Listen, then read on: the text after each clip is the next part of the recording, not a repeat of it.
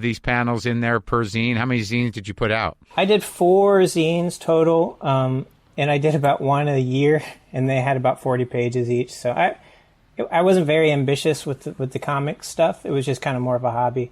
So I aimed to do just one a year, which had about 40 gags in each issue. Yeah, I like it. And it's like primarily 4 characters, and Pepe the Frog is one of them. And they're sort of like living the life of a bunch of, like people like you. But they're not. One's a wolf guy, and one's a frog, and one's a kind of a, what is the other one? Is it a rodent or a bear? Is it a dog? I don't know. They're kind of nondescript, like animal critters. It's kind of like, ironically, I was trying to kind of transcend, race by just making kind of Muppety characters, and it ended up being what it is. Right. But I guess we can go to you, Arthur. This is your first documentary. Yeah? Yeah. I never thought I was going to necessarily make a film. I come to this as a fan of Matt's comics. I bought them in the late 2000s. I'm a real obsessive collector of independent comics. And I'd done like some animated TV pitches. Like I'd sold an idea to Comedy Central and Cartoon Network, and none of that stuff quite worked out. So I'd been kind of on the very fringes of TV development. And Matt and I were kicking around ideas about maybe doing like a boys club cartoon together. And we had like a couple of meetings in LA about that. And people are just obsessed with the story and the negative baggage surrounding Pepe. And so after we had those meetings and nothing really came of those, I pitched Matt on the idea of doing a documentary, and he agreed to do it. All right, so wait. So you come down here, and what year did you come down here to pitch? When did we do that, Matt? That was like 2017, like early 2017 we pitched. I've been living in LA now for like 7 or 8 years. I used to live in New York. Okay, so when you go out to pitch, Pepe the Frog has already been co-opted. He's not the cute kind of doofus from Boys Club. It was at the height of Pepe's Nazi identification. Yeah. Yeah. And you would go into these rooms with the sketches, with Matt's books, and people would be like, wait, isn't that the frog? Isn't that the Nazi frog?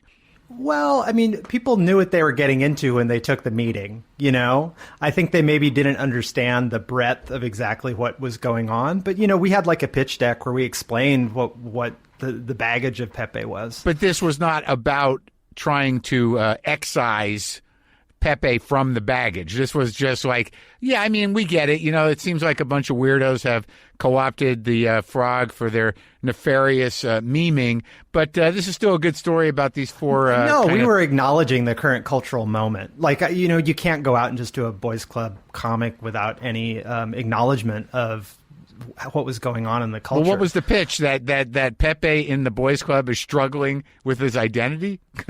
As whether Well, sure. I mean, it's more complicated than that. What do you mean? We wanted people to really understand that Pepe came from something. He came from Boys Club, and that there is a backstory to Pepe, that he wasn't something that was a meme and then kind of became co-opted and turned into propaganda, that there was a backstory. And then we wanted the cartoon to basically tell this sort of Alice in Wonderland style story where Pepe gets pulled out of the bubble of Boys Club, and he has to find his way back home. And the things that he encounters along the way are all sorts of, internet weirdness and nastiness. Well, that's a great idea. And he has to kind of fight for himself. And no, you couldn't sell it? No. No. I don't know. Matt, what's your take on it? I don't know.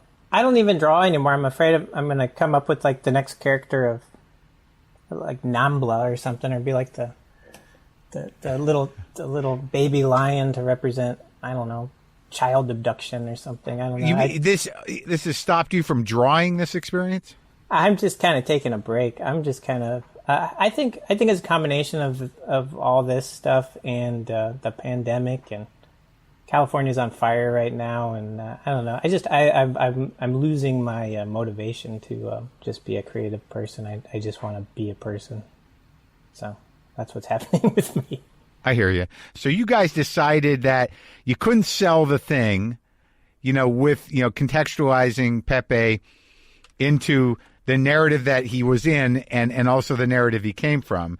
So what was the decision-making process around doing the doc? My decision-making process around doing the doc was I felt like the story was really important.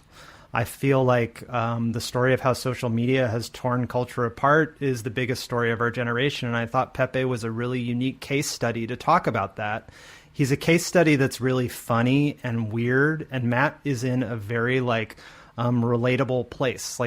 There's been a lot of documentaries about the internet. There's a lot of documentaries about the economics of social media, but none of them feel like movies. And I really could see when we were starting this process that this would make a really good movie. Well, you were able to integrate the cartoon itself, do some animation, and then tell the story of having something fairly innocuous and funny and innocent to a degree, just be co-opted, I think also initially in a relatively innocent way. And then it became malignant. Yeah. So, I mean, one of the reasons that Pepe was so easily co-opted, first as a totally innocuous meme, something that was just like a funny reaction image, and then later it was weaponized politically, but was because people really didn't understand Matt's backstory. They didn't understand Boys Club. There's a lot of cartoon characters that get appropriated in pretty nasty ways in the internet. For instance, SpongeBob SquarePants gets Nazified all the time. He's like a sweet, innocent character, and people love putting a Hitler mustache on him or whatever. But whenever you see that, that's a derivation. Everyone knows SpongeBob. You're aware that there's a corporation that protects him. And with Pepe, people didn't understand the backstory. And so for the movie, I loved Matt's comics. And whenever I would see Pepe on the internet, I would actually feel like a palpable sense of loss. I would feel like, oh, Pepe's lost in the machine somewhere. And I felt like I maybe understood this story in kind of a unique way. And so I was passionate about having people understand the context for the character. And then, also I know you've talked about this in your podcast, Marc, but I grew up in the fog of conservative media. My dad is basically just lost to AM talk radio. I grew up in a small town, super conservative. I felt like I had to unred pill myself in my late teens and early 20s. And so as I sort of saw my dad move from a Bob Dole social conservative into a Trumpy, I felt this sense of wanting to make a piece of art that was really about sort of the cultural moment that would cut through the static and tell this larger story about where we're at.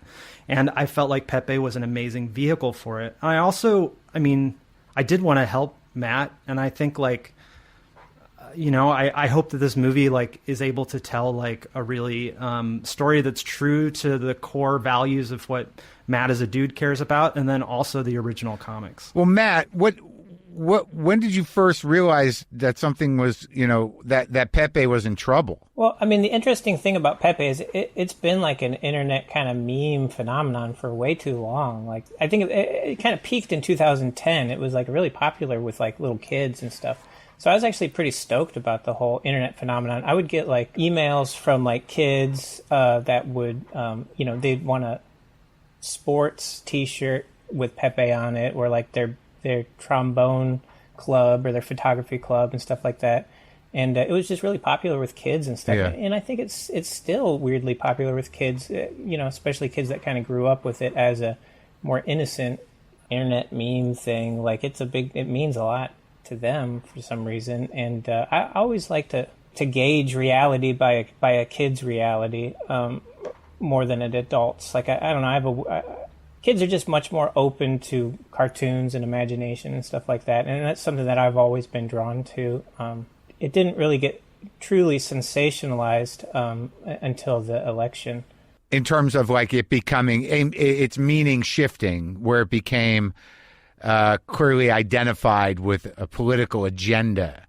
And am I wrong, Arthur, in saying that happened sort of collectively with the? It seems like although many of the young white dudes who were passing around Pepe's image and meme on 4chan or through Reddit, that there was still it wasn't quite politicized until it seems that a lot of them were radicalized by older white nationalists. Is that what happened? Well, it's a complicated story. The internet doesn't sort of move in a straight line. There has always been kind of this meme on 4chan where they think it's funny to Nazify things. And that was something that had been kicking around for years on 4chan. The real moment that Pepe kind of twisted and got weird in the mainstream press was in late September, early October of 2015. And in a 2-week period, things went really sideways for the character. The first thing that happened was there was a school shooting in Oregon at the Umpqua Community College. And the night before that shooting, it's hard to prove for sure, but there was a 4chan post that was basically outlining how the shooting was going to go down, and it used an image of Pepe in a ski mask holding a gun. Then 2 weeks later, 2 weeks after that, Donald Trump, which at that moment was a laughable presidential candidate, retweeted himself as Pepe. He retweeted an image of Pepe with his hair standing behind a podium. And it was this weird moment of fracture in the zeitgeist where I was like, what do these two images have to do with each other? That's kind of like in some ways the inciting incident for the film. Yeah, I just think because it seems that there was the meme culture and using Pepe fairly extensively again was he definitely represented something different even to those angry dudes before maybe the incidents that you're talking about. I think that is true. I think that once I think what we're talking about here is once they realized that this thing had power and traction and they could start sort of culture jamming real life, with Pepe, that, they broadened the scope of the game, the game of 4chan or the Something Awful board where everyone's trying to outgross each other out or do whatever the games they're playing within themselves. I think that once, the shooter thing happened and once Trump does it, they realize that they've got traction, in a broader sense. And certainly the end game for any troll is to get some sort of validation, whether that's in the mainstream press or getting like a outsized reaction from whoever they're trying to troll. Right. I'm just curious, how does it, what was the moment or the evolution of it sort of becoming, a lapel pin on Richard Spencer's jacket? Well, Richard Spencer started to use Pepe because he knew that Pepe was powerful. Because he realized that Pepe was a great way of obfuscating his agenda. The right has always had a hard time basically finding like a youth culture kind of contingency within the party. And I think people were recognizing that some of the same stuff that was happening in the older generation was echoing out through 4chan in a variety of ways. The people on 4chan are filled with self-loathing, self-hatred, kind of reactionary personal feelings, but they're also filled with a real sense of generational entitlement. They're mostly like white guys who feel as though culture has been stolen from them.